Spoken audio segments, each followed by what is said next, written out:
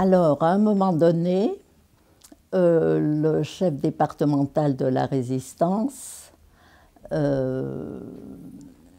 dit deux personnes viendraient tel jour, que je les rencontrerais à tel endroit, et elles m'ont demandé de mettre en place un service social dans tout le département de l'Ain, parce qu'avec les parachutages, les maquis qui se montaient, il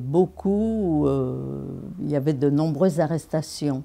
À la prison de Bourg, il y avait plusieurs résistants arrêtés.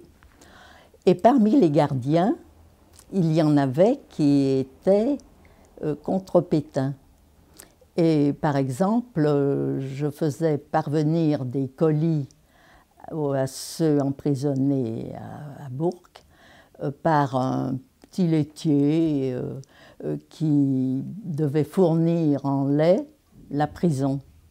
Et dans on appelait cela des berthes, des grands pots de lait, ça n'existe plus, ils mettaient des colis et du courrier. Et on a pu leur faire savoir que leur famille était visitée. L'aide était d'une part morale. Quelques familles n'avaient pas besoin d'être aidées matériellement, mais on allait les voir pour dire on pense à vous, votre fils ou votre mari, ou votre frère n'est pas, on pense à lui. Et on apportait aussi des aides matérielles ou bien des aides en ravitaillement. Donc là, c'était des produits donnés par certains paysans ou des boulangers de Bourg. Et il s'agissait de montrer une entraide à tout point de vue, psychologique et matériel, suivant les cas. Quand une famille de résistants nous signalait la disparition d'un des leurs pendant 1 ou 2 jours, il fallait à ce moment-là chercher où il pouvait être. Anne-Marie de Sainte-Marie, un jour m'avait offert, si je voulais rencontrer l'interprète, un soldat, un officier de la Wehrmacht,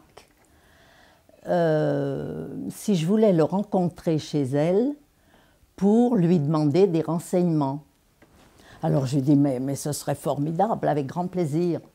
Alors elle me dit, préparez un nom, je lui donne le nom. Il me dit, bon, très bien, je rechercherai. Bien, venez demain ou après-demain. Enfin, il me donne un rendez-vous à nouveau chez Anne-Marie. Et je vais, et je lui dis, j'ai 2 autres noms. Et je lui donne, on recommence.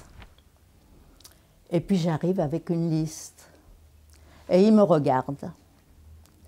Et il me dit, vous avez, je lui disais que c'était mes cousins, un cousin germain, un petit cousin, enfin, vous voyez. Et il me dit, vous appartenez à une très très grande famille. Je dis oui, une très très grande famille. Et ça a été fait. Et alors, je lui apportais des listes.